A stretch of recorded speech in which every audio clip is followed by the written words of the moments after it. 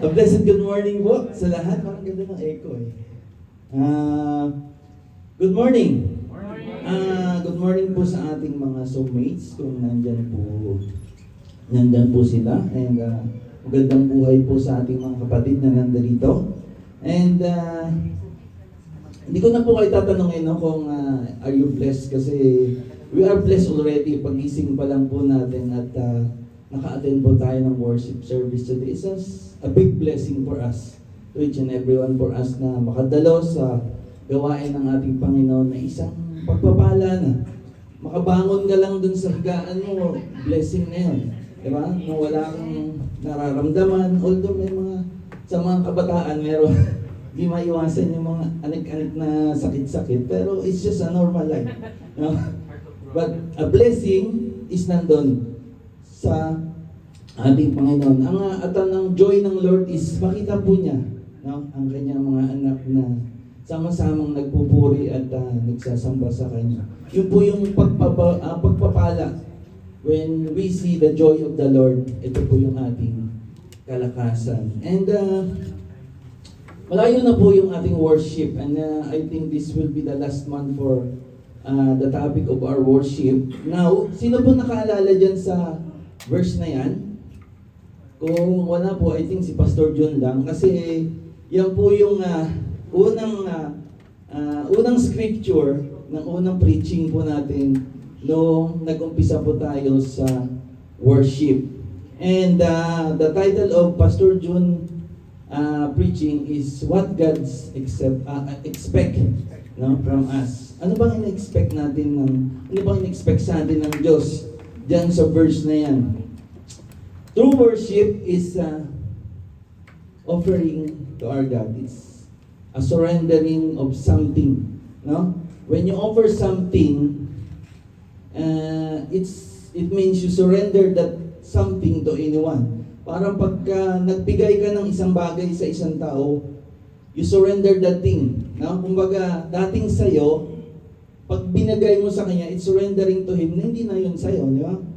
It's mean, when you're offering something, it's as a part of surrendering that thing to someone. So, when you offer something to God, it's a sacrifice. No? It's a surrendering.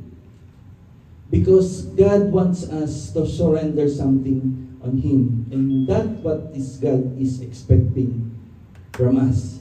Amen. So, yan po yung unang verse. At binalik po ako ni Lord dyan. Hindi ko po alam kasi meron na, actually, makwento ko lang, meron na, nagpapaprepare na sa akin si Lord since Saturday. Meron ng verse. Then, pagdating nung Tuesday, I think, nung nagkagulo ang buhay ni Meta, hindi na makapasok Messenger, tapos, na-biktima po ako doon, pati sa Facebook, hindi na makapasok. Tapos, na-log out. Pag nag-log in ka, session expired. Nakaranas ba kayo? Kahit anong pasok ko, kaya nung Tuesday talagang siguro sabi ni Lord, huwag mo nang intindihin yan. Mag-aral ka na lang. But the thing, yung prepare ko, binura lahat. I mean, binalik ako dyan sa verse na yan. I don't know what the Lord's purpose for that reason, but He changed kung ano po yung pinrepare sa akin on the day before. Then, dinala po niya ako dyan. So, balik po tayo. So, when you surrender something, dapat wala na pong bawian.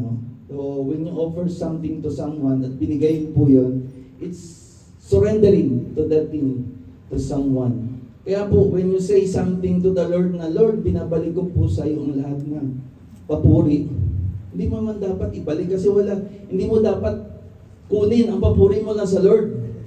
Di ba? Dapat, ang papuri ay sa Diyos lang. Wala po tayong dapat ibalik sa Lord kasi hindi mo dapat kuhanin ang papuri sa Diyos. It's for Him only. The praises is just for Him. Do not say that you can say, all the praises belong to God. All the praises belong to you. Hindi po natin binabalik ang papuri kasi hindi po natin dapat kuhanin yon. At ang papuri ay sa Diyos lamang. Now, sabi ko kanina, worship is surrender, no? Because when you offer something to God, it's a surrendering to Him. Worship is surrender. Tingnan po natin ng maigi kung ano pong gustong iparating ng Diyos sa araw na ito. And ano pa bang gusto nang itanong ng Diyos sa atin? What I am willing to sacrifice? Ano po bang gusto niyong ano bang God is asking us, ano bang i-offer natin sa Kanya? We can't worship without surrendering something to Him. Ask the Lord that question today. What do you want me to surrender, God, from you? And the answer to that question, I think, kaya sinagot ng Lord yung question ni Pastor dun sa preaching, dun sa what God expect from us. Ang title po ng ating topic for today, God want us to worship as a life of surrender, as a living sacrifice. Let's pray po muna. Hallelujah. Lord, Father in heaven, we thank you for this wonderful morning, Father. Thank you for waking up us again with joy, with the full strength, so that we can worship you today, Lord. And thank you for the opportunity once again that you are using me as the messenger of the word today. And as we gather in this place, Father, we welcome the presence of the Holy Spirit. Let the Holy Spirit move freely. Open our spiritual eyes, teach in every one of us. Lord, mangusap po kayo sa bawat isa sa amin. As we listen to your word, Lord, let your word be a blessing, healing, peace, joy, and strength to your people. And as we're going to tackle this topic about worship as a surrender of life, as our living sacrifice, speak to us, Father. Bless your word today, and bless to those na makikinig ng iyong salita sa umagang ito, maging sa mga naka-online, Father. Lord, saan man sila po naroon ngayon, be with them. Paliwanag mo po sa kanila kung anong pong gusto niyo iparating sa bawat isa sa araw na ito. This we pray in Jesus' name. Amen. Surrender. Parang ano yan eh. Surrender. Magsisuko na kayo, napapaligiran na kita.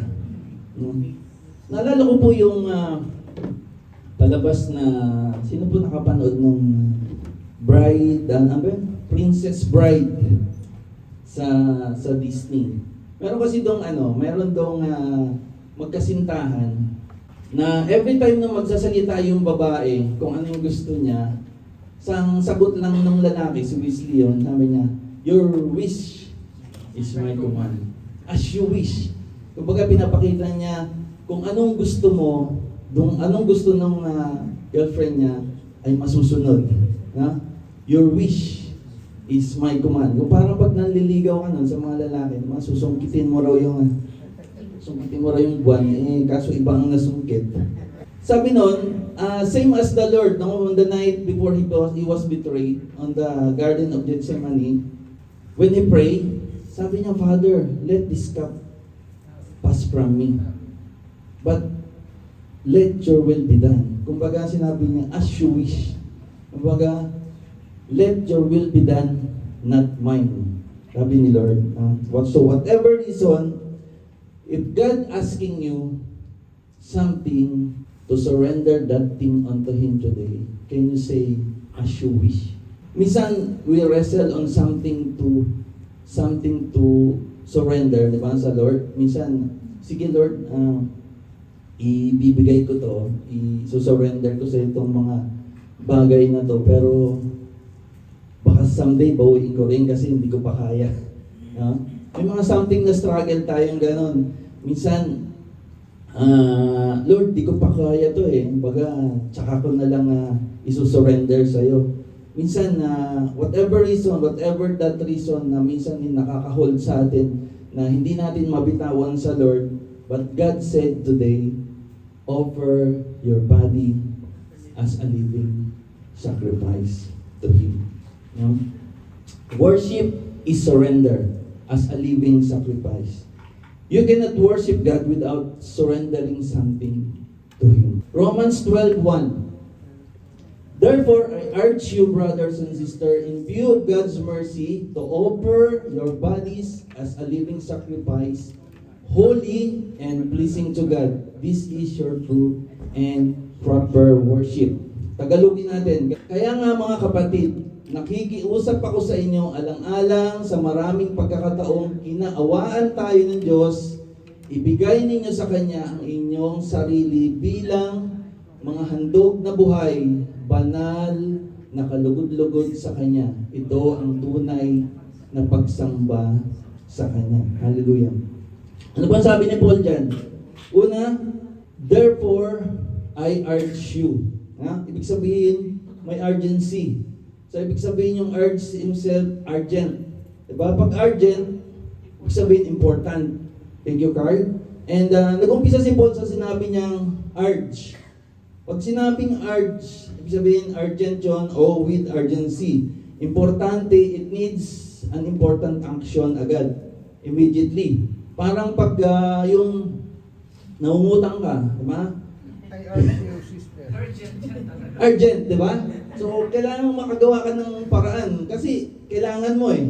Urgent, kumbaga importante na makagawa ka ng paraan dahil kailangan mo. Then, so, pag nakagawa ka na ng paraan, na-solve na yung urgency niya. Kasi importante yan. Pag nahulog ka sa building, sa third floor, hindi ka magpapabong sa doktor, di ba? Para ipa-check up kung ano nangyari sa'yo. Pupunta ka sa emergency. Kasi urgent, di ba? Alam naman magpabuka pa eh, durug-durug na yung katawan mo. Ibig sabihin, urgent, importante na madala ka na doon sa emergency. Naintindihan? Are you nandyan pa? Are you nandyan pa eh, no? Pag ikaw na disgrasya, so ibig sabihin, emergency ang bagsak mo, hindi ka na magpapabuk sa doktor. Ano ba, nagsabi ang kapatid mo ng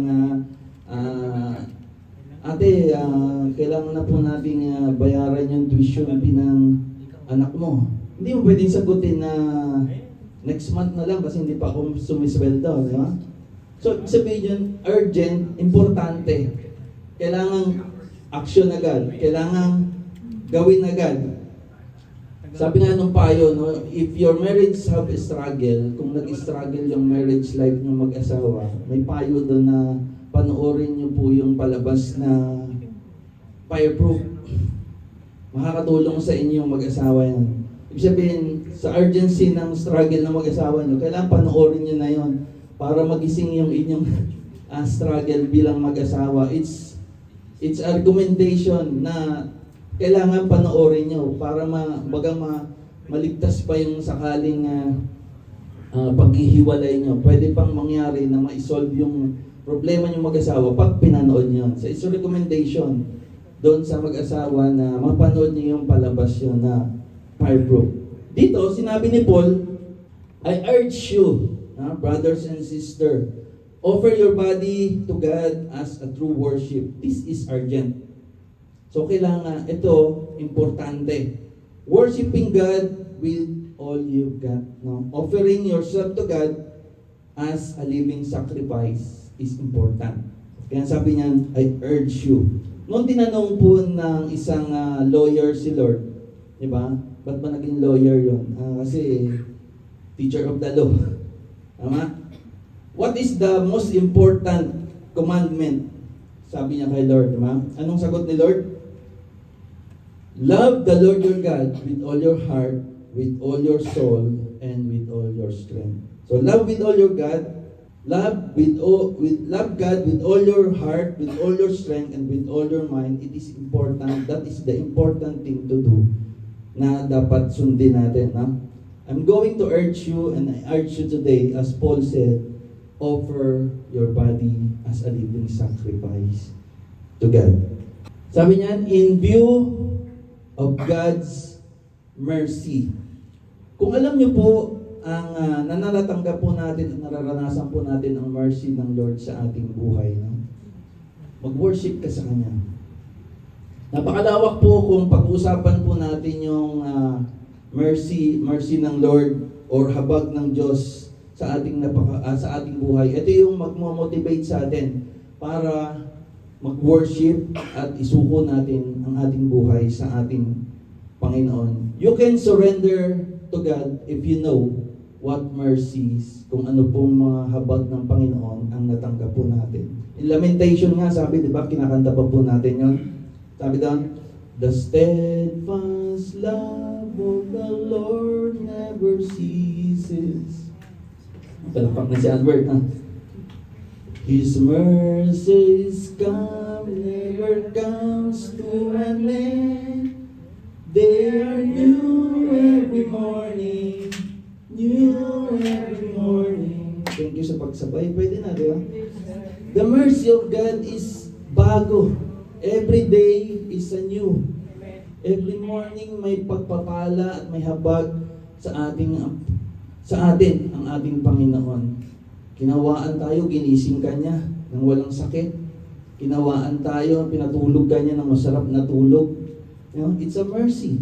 Ito habag ng Panginoon para sa atin. And when you know the mercies of God na natatanggap po natin sa araw-araw, you cannot help but to worship Him.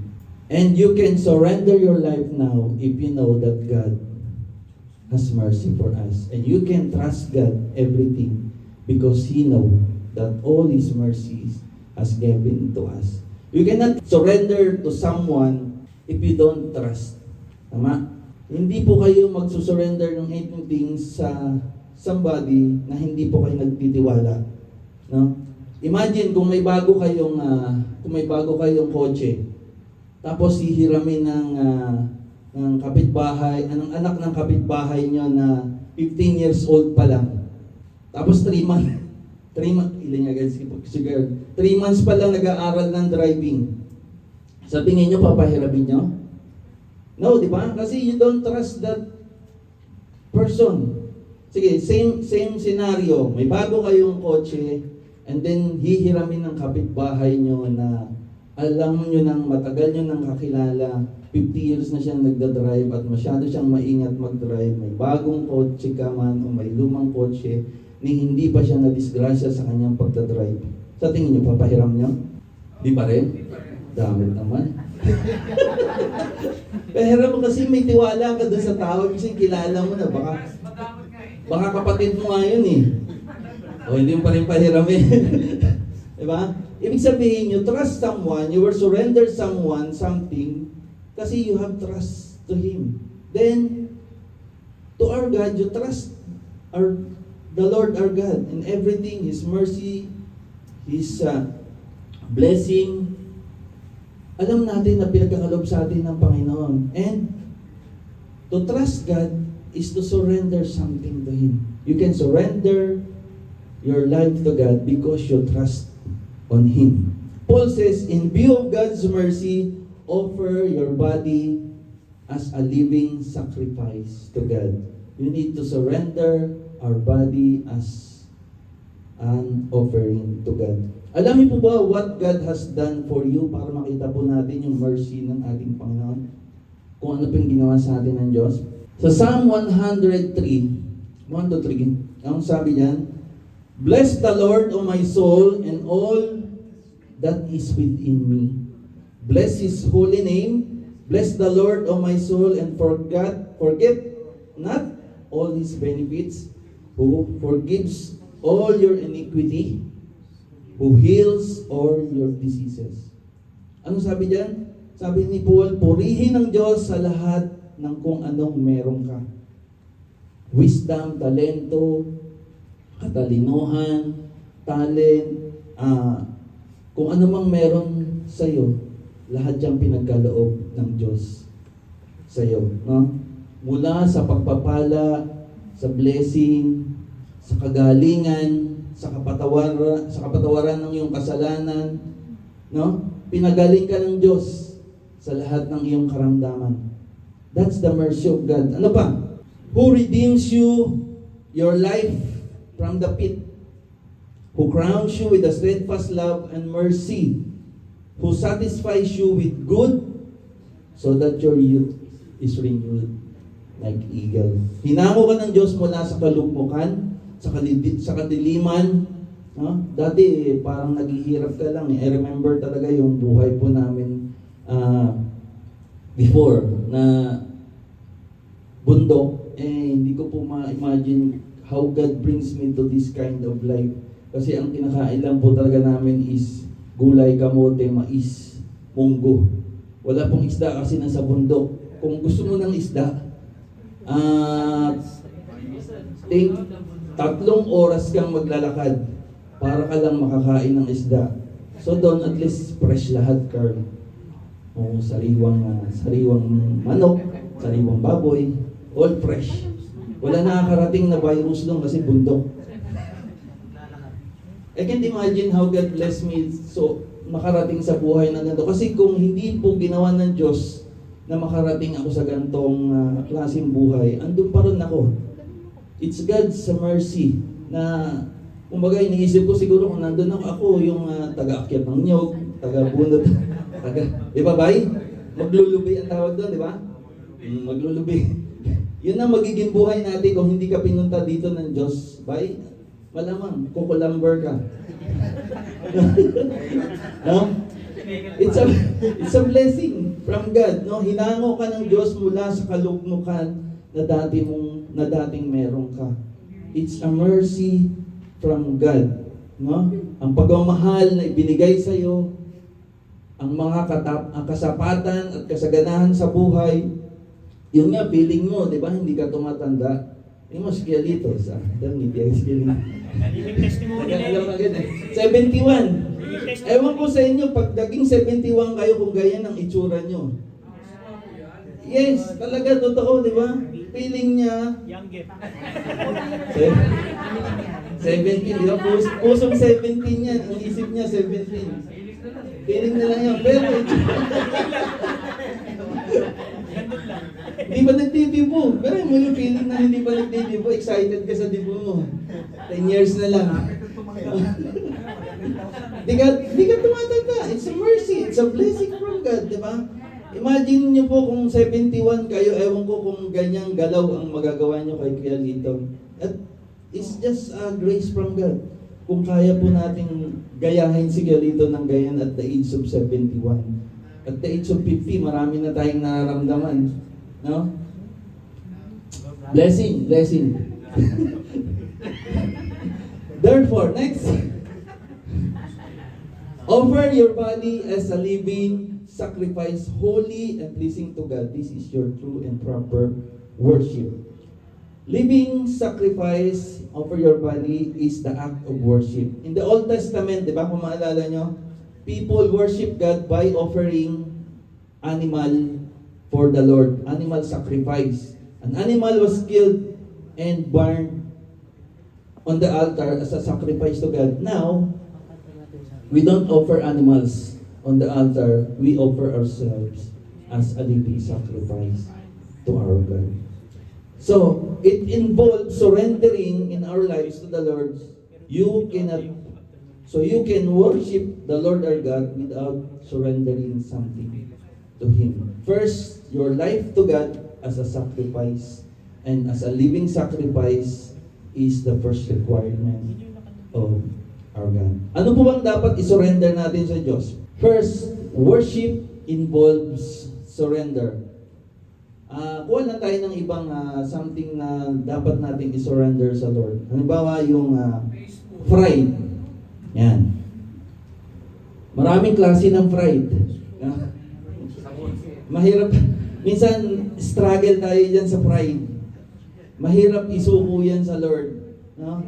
God wants us to surrender our pride to Him because pride will be your hindrance on serving the Lord our God. Ito yung magiging sagabal sa ating buhay pag tayo po ay naglilingkod sa Diyos.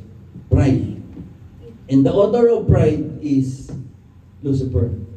So wag po natin gayahin yun. Mula nung nagkaroon ng pride si Lucifer, he want to be like God. And he don't want just like to be God. He want to be God.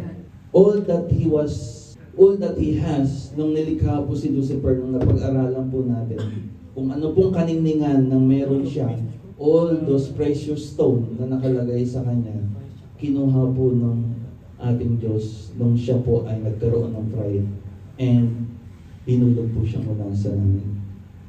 Ano pa po? Weakness. No? Bakit weakness? Or kahinaan? Why weakness? Sometimes ito din po yung nagiging dahilan or hindrance natin why we cannot serve and worship God. Yung iba, di makapaglingkod sa Diyos dahil nahihiya. It's also a form of pride. Ang kahinaan is also a form of pride. Minsan, hindi ito ang nagiging hadlang para mag-serve tayo sa Panginoon. Pwede nating sabihin, huwag muna akong i-assign dyan, Belits, kasi nahiya ako, hindi ko kaya. Ikaw na lang muna. Di ba? Lalo na kung ina-assign po dito sa pagtayo, sa pulpit, minsan nagiging dahilan pa yan ng hindi na muna ako a-attend. Yes, totoo yun. Yun yung nagiging cause minsan ng huwag mo na ako munang i-attend, huwag mo na akong i-assign dyan kasi hindi ko pa kaya. Siya na lang, sila na lang. No? Ba't di na lang si Kuya Lito? Siya na lang nag-a-assign. Di siya na lang. Total, siya naman. Doon sa kalagayan ni Kuya Lito, imagine, mahirap po mag-assign ha? Kasi I think ni Kuya Lito, di ba maraming nagre-regret? Huwag muna ako kasi busy ako, minsan may maraming kadahilanan. pati paglalaba, dahilan na lang eh. Huwag lang ma-assign. See? But the point there is nahihiya ka. May fear ka na hindi mo kaya. O, i-surrender na natin. No? Dapat, as a Christian, although napapagdaanan natin yun kasi lalo pag bago tayo, ang hirap po talaga lalo na pag dito, pag ina-assign ka tumayo. Ina-assign ka pa lang, kinakabahan ka na eh. Hindi pa nga nangyayari yung araw na yun eh. Di ba? Kung ano na nang ginigang nangyayari sa katawan mo. But, sabi nga ni Lord, no? Sabi ni Lord, sa 1 Timothy, for God has not given us a spirit of fear, but of power and of love and a sound mind. Si Lord ang mismong magbibigay sa iyo ng kalakasan. Siya mismo ang magbibigay sa iyo ng wisdom para gampanan kung ano po yung ipinapa-assign niya sa iyo para maglingkod sa Kanya. And it's an opportunity. No? And take that as an opportunity to serve the Lord. Malay mo, inassign ka ngayon, next week wala ka na. Hindi ka na nakapag-serve. Hindi pa natin alam ang ating buhay. Every chance that we can serve the Lord, even in a simple way, that we can serve Him, take that as an opportunity to serve the Lord our God. So surrendering your pride, your weakness, is an act of worship to God as our living sacrifice to Him. Worship involves putting our focus on God. Sabi sa Colossians, set your minds on things above, not on earthly things. Dapat daw nakapokus ka sa Diyos when you worship Him. Actually, kahit anong ginagawa mo, when you focus on the Lord, it's a worship. It's a form of worship. The problem, minsan, andito ka sa loob ng simbahan, pero ang isip mo, lumulutang-lutang kung saan-saan. No? Still, you are not worshiping the Lord our God. Meaning, set aside po natin muna kung ano po yung nasa mekos-mekos ng ating isip when we are on the time of worshiping the Lord our God and focus on God alone. Alam niyo may kwento dyan na ano ba yung kwento dyan? May dalawang magkumpare. May dalawang magkumpare, close sila eh. Itong magkumpare na to halos hindi magkahiwalay. Tapos dumating yung Sunday, in-invite ng kumpare niya, hindi niya alam tong kwento na to. Sige. In-invite niya yung kumpare niya na pare, sa Sunday, bukas, sama ka sa akin, muna tayo, mag-fishing. Kasi si kumpare sasama din sa akin. Tapos sabi ng isang kumpare niya, pare, sorry, hindi mo na ako sasama kasi Sunday, kailangan nating magsimba na lang muna. Sama ka na lang sa akin. para dalawa tayong magsimba, tapos samahan kita sa fishing after nating magsimba. So, sumagot itong si kumpare niya, pare, maganda kasi doon mamingwit sa umaga doon sa ilog na yun kasi pagdating sa hapon, pagod na yung isda, wala na, wala na sila doon. So, yun yung naging dahilan ng kumpare niya. Ibig sabihin, ayaw niya magsimba, pero gusto niya. Pero ang priority niya is mag-fishing silang dalawa. So, ini-invite din niya rin yung kumpare niya para mag-fishing. So, sa madalit salita, hindi sila nagkasama. Nagkahiwalay sila noong araw ng Sunday. Etong si kumpare niyang nangingisda, ang isip ni kumpare, kumusta kaya si kumpare dun sa simbahan? Siguro, sana sumama na lang pala ako kasi itong mga isda, madali lang naman mahuli ngayong umaga. Siguro masaya doon si kumpare. Tapos ito namang si kumpare nasa loob ng simbahan, sabi niya, kumusta kaya doon si kumpare? Siguro marami na siyang huling isda. Marami na kaming pupulatanin mamaya pag uwi niya. So, ang tanong, sino sa kanila ang dalawang tunay na nagsamba?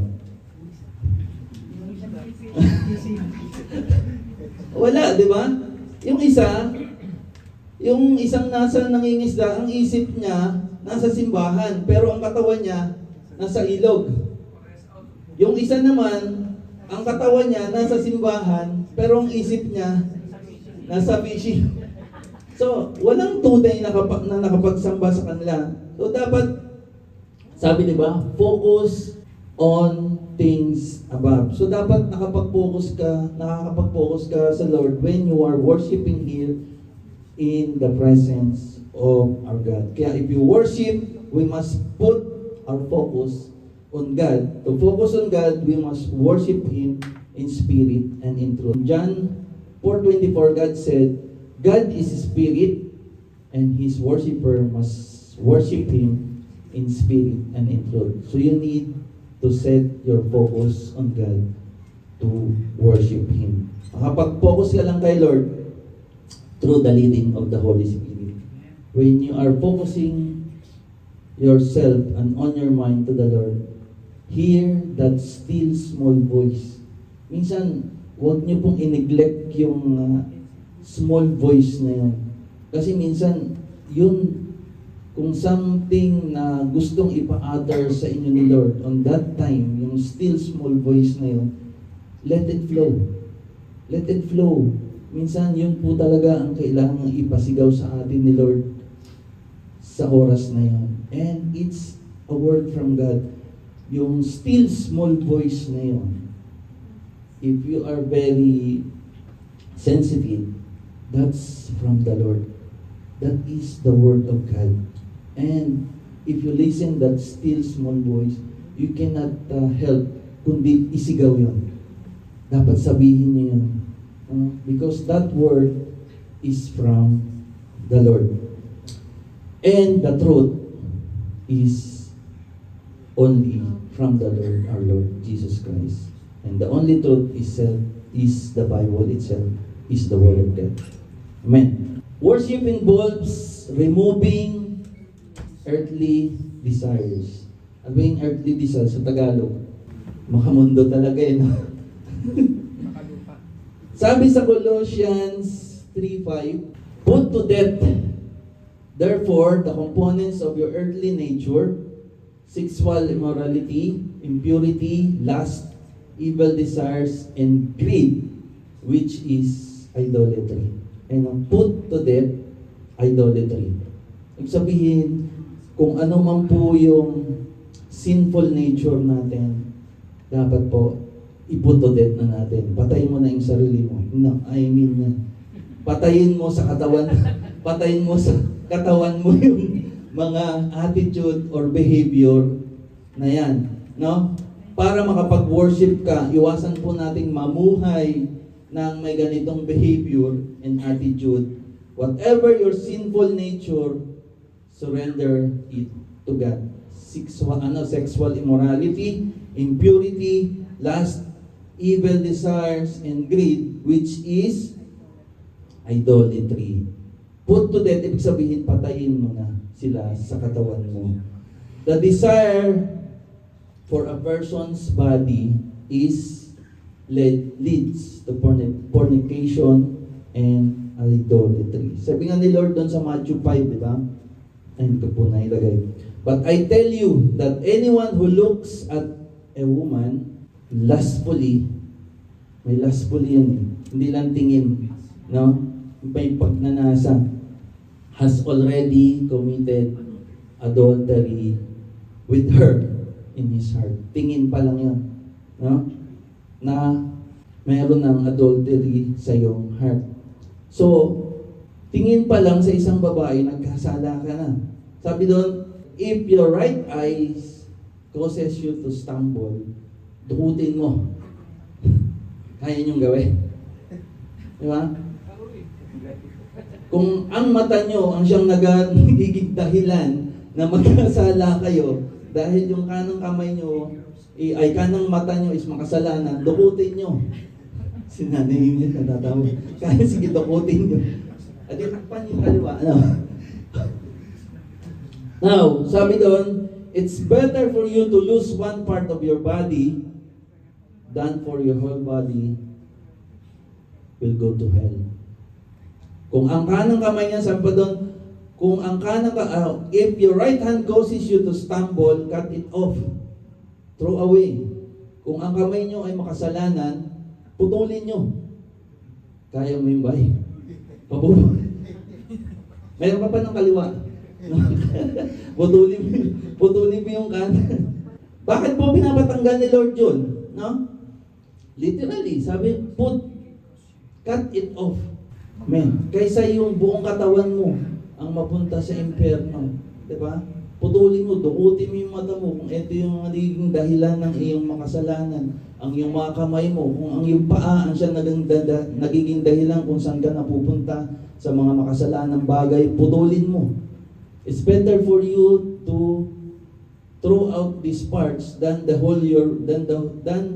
your whole body will throw to hell. No? Bakit po? Sabi nga, mas okay, putulin daw yung buong leeg. para di na makasalanan. Gagalaw ka, pugot ang ulo. No?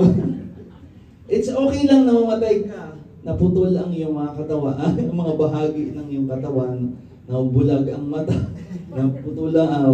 wala ang isang mata, putol ang kamay, putol ang paa, dan kaysa ang buong katawan mo is mapunta sa impyerno. Bakit po pumapayag si Lord doon? Because in the resurrection of the dead, as Christian, our body will be complete again. We will be raised as a glorified body. Complete. Glorified. 1 Corinthians 15:42. It is the same way with the resurrection of the dead. Our earthly bodies are planted in the ground when we die, but we will be raised to live forever. So it means it's a glorified body. Maglalakad ka rin ng putol. Hindi na. It's a complete body. It's a glorified body. How God raised Jesus from the dead, it's a complete body, as a glorified body. It's the same as if we raised from the dead when we are resurrected. Kaya ang sabi ni Lord doon, di ba? Anything you put first in your heart rather than God is a form of idolatry.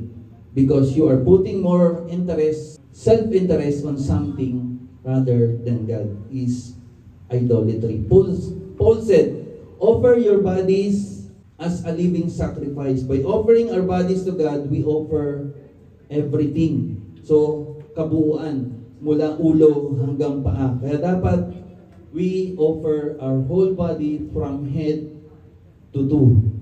In surrendering our lives to God, it involves, una, all that we think with our minds. All that we think in our minds. Lahat ng ating iniisip, as we said kanina, no, let's focus on Him. Focus on things above, not on earthly things. Pangalawa, all that we say with our lips. Iwasan na rin po natin magsalita ng mga curse. Sa ating bibig dapat po, ang lumalabas is blessing, not a cursing. Kung tayo po dati is malakas sa magmura, nakakapagmura tayo, ang lumalabas sa ating bibig ay puto seko, pusang gala. Palitan din po natin ng piyon. Praise God. Naalala ko pala yung pastor na sinasabi ni Phil Jonah. Sabi niya, praise God. Baka pang cover up niya yung bus kasi dating pire na. But let our lips, let our mouth speak blessing. No? It must be praise, always praising to our Lord, our God. Next, all that we do with our hands. Yan. Lahat ng ginagawa ng ating mga kamay dapat is to glorify the Lord our God. Naalala ko minsan nung nagbo-browse ako sa FB. Di ba minsan may nagpa-pop up na parang mga nude things bigla na lang, yung mga ads na yon. Spyware. Tatawa lang ako kasi biglang yung kanan kasi ako pinang-browse ko ganun. Bigla na lang pinalo na lang ng kaliwang kamay ko yung kanang kamay ko. Sabi niya, huwag mo buksan yan. Pero sa isip ko lang yun. Pero nagulat ako kasi pinalo niya. Ito yung leading eh. Minsan, dapat makinig ka, dapat sundin mo eh. Minsan kasi, kumbaga, ito nagkakasala. But there's the Lord inside of us. There's the Holy Spirit leading us to avoid that thing. Pero minsan, nasusunod pa rin yung sarili mo. Di ba? Pindot ka pa rin eh. It's the desire. Kung ano po yung desire ng puso nyo, nasunod. Rather than the desire of the Holy Spirit and the leading in your life. Well, ano po bang nagagawa ng kanang kamay na hindi nagagawa kapag wala ang kaliwang kamay? Mahirap pong magkamot mag-isa kasi kamutin mo yung kanang kamay mo, yung sarili mong kanang kamay. Kamutin. Hindi kaya, di ba? So, kailangan mo yung kaliwa mo. So, it means, mga kapatid, we cannot live on our own. Kailangan po natin ang isa't isa. You cannot worship the Lord our God and you cannot grow in the leading of the Lord our God. Kailangan po natin ang bawat isa. So, we need to have a fellowship on each other. Kaya nating mag-isa pero mahirap. Lalo na pag single ka, di ba? Mga single. Kaso, mahirap po talaga mamuhay lalo pag single. Lahat sa'yo. Unlike na, well, napaka-bless po yung may mga kasama sa buhay na nandyan ang pamilya. Kasi, maluwag. Unlike na sa single ka, malayo ang pamilya mo, lahat sa'yo, lahat iniisip mo. Kaya, pero mahirap. You need someone. You need someone with you. Si JR talagang desidido na yan. Tuloy na yan. Wala nang awatan niyang, bayad na eh. Next, everywhere we go with our feet. No? Even our giving is an act of worship to God. It's a surrendering and offering to Him. Kaya po tinanggap ng Diyos ang handog ni Abel, di ba? Kasi pinili po ni Abel kung ano yung mga matatabang tupa on his firstborn sa kanyang mga flock. And it's an act, giving is also an act of obedience. At kapag ikaw ay nagbibigay, it means you are honoring God, all what He has given to you. God is just asking to surrender to Him a portion, your tithes, unto Him as we obey, honor, have a gratitude of thanksgiving and worship to Him. Nagpapatunay lang na kapag nagbibigay ka, it means binigyan ka ng Diyos. Amen? At ang giving is the key to blessing. Sabi na, di ba, inutusan pa nga ni Malakay, ay inutusan ng Lord si Malakay. Sabihin mo sa kanila, give, and I will open the floodgates of heaven. Floodgates, hindi po isang floodgate lang, may S. Floodgates. Ibig sabihin, kung walang bubuksan, walang nakasarado. So kung ibig sabihin, kung nakasarado yon, walang mabubuksan kung hindi mo gagawin. Sabi ni Lord, di ba? Give and I will open the floodgates. So it's up to you kung gusto mong buksan yung floodgates na yun. Ngayon, nasa iyo pa rin kung gusto mong manatiling nakasarado yung floodgates na yun. Don't give. But if you want to open the floodgates of blessing, the Lord said, give. Yung po yung ating pagpapala sa ating Panginoon. But if you surrender it to God, your tithes, it's a part of our living sacrifice.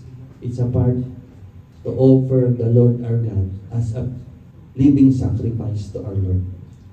Meron doon isang kwento pa, puro kwento ako ngayon. Sa isang African na Christian, ang lugar na yon kasi merong puro ano lang siya, puro pagsasaka, puro pag-aalaga ng hayop. So yung mga Christian na to, every Sunday, kung magbibigay sila, mayroon lang doon na isang malaking basket o isang malaking lugar na nandun lang nakalagay kasi doon nila dinadala yung mga gulay, mga hayop. Imagine mo kung may mag-o-offer ng baka or kambing, doon lang nila nilalagay. And then, one Sunday, merong isang bata, nung mag-offering na, wala siyang kadala-dala kahit ano. But he want to give something to the Lord. Kaso wala siyang dala. Ang ginawa niya, tumalon na lang siya dun sa basket at sumigaw, I give my life to God. Sarili niya ang in-offer niya sa Lord. Ganun lang kasimple. Yung puso niya na gusto niya magbigay sa Lord dahil wala siya, but he has his own life, he want to offer it to God as a living sacrifice to the Lord. No? Everyone, we go with our feet. Ibig sabihin, kung ang pupuntahan mo ay hindi naman magbibigay ng kaluguran sa Diyos, don't pursue it. If your plan is not aligned with the will of God, do not pursue it. It is all spiritual, all holy, and all surrender to God. It means a total surrender. Katulad ng ginawa ng bata. This is our spiritual worship. Now, kung titingnan nyo po sa isang breakfast, sa isang plato na mayroong ham and cheese. Ham and egg. Ham and egg pala. No? Makikita po doon natin is the chicken is involved. No? And the pig is committed. Why? Bakit? The chicken just have give something. No? But the pig, he give everything. The chicken has given something, just the egg. No? But the pig, he gave his life. It also sometimes telling us what kind of Christian we are. Are you a chicken Christian? Just involved, like giving just the egg? Or we are a pig Christian? Just we are committed to God and surrender it to the Lord, everything in our life. Alin po tayo doon? Kayo po ang mamili. Sacrifice means giving up something and getting something, nothing in return. Surrender means to give up completely. It's a total surrender. Now, gaano ka ba ka-importante para hindi mo isuko ang sarili mo sa Diyos? He died for you. He was crucified for you to become saved and have an eternal life. Instead of going to eternal damnation or eternal death, you can have now your eternal life.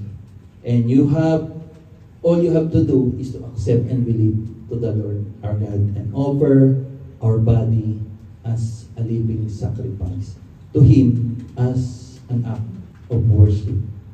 Our challenge for today, mga kapatid, tapos na ba tayo? Is to surrender everything to Him and be committed to God so that we can worship Him freely in spirit and in truth. Remember what Paul always said. Therefore, I urge you, brothers and sisters, in view of God's mercy, to offer your bodies as a living sacrifice, holy and pleasing to God. This is your true and proper worship.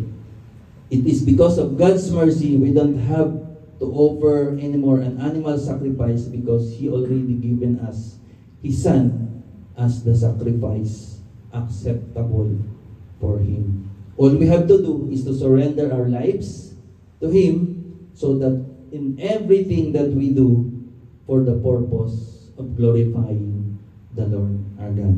When we realize that our life is a gift from God, lahat po ng buhay natin is hiram lang sa Diyos. Di ka na mahirapang i-offer sa Kanya ang ating buong pagkabuhay o ang ating buong pagkatao. When you realize even our single breath is from God, you can't help but to worship the Lord our God. Your eyes, your ear, your lips, your feet, your body, parang bahay kubo lang to. Bahay kubo, balikat ulo. No? Your whole body is a gift from the Lord our God. And you are so much blessed, mga kapatid. Wala po tayong disinfect ba? O defect. Wala, disinfect. We are perfect. No? Wala tayo, hindi putol ang kamay mo, hindi ka bulag, hindi nakakalakad ka. Imagine nyo po kung ikaw ay bulag, may sakit. Hindi ka makakarating dito sa Saudi kasi bagsak ka na sa medical pa lang, di ba? And yet, even our simple life na nabubuhay ka, it's a blessing from the Lord our God. When you know that it is a mercy and it's a gift from God, you can't help but to surrender your life to Him as a living sacrifice to the Lord our God. So, yun po mga tapos. So, mga kapatid, ito po ang utos ng ating Diyos na sinabi kay Paul. Therefore, I urge you, brothers and sisters, in view of God's mercy, to offer your body as a living sacrifice, holy and pleasing to God. This is your true and proper worship. Hallelujah. Father, we thank you for your word today. Lord, we will always remember from now on that we will offer this body as a living sacrifice for you. We surrender everything to you, Father. Use this body for your glory alone. Lord, ano man po mga bagay na hindi pa po namin naisubo sa inyo. Ang aming pagiging mahiyain, ang aming pagiging mayabang, ang aming pagiging mapagmataas, ang aming mga pride, Lord, pagiging madamot, pagiging mainggitin, mapagmura, even ang aming mga pagsiselos, matampuhin, pagsisinungaling, mapanlait, at self-centered, Lord. Father, naman po mga bagay na mayroon kami na aming ginagawa na hindi po naging kalugod-lugod sa inyo, Lord, remove these unworthy things from us upang kami ay malaya magpagpuri ng katanggap-tanggap sa iyong harapan. Ama, salamat sa salita mo sa umagang ito that we need to surrender and offer our lives to you as a living sacrifice. Father, to you alone be all the glory, highest praises, adoration, and thanksgiving. This we pray in Jesus' name and all say, Amen. To God be all the glory. God bless you all, mga kapatid.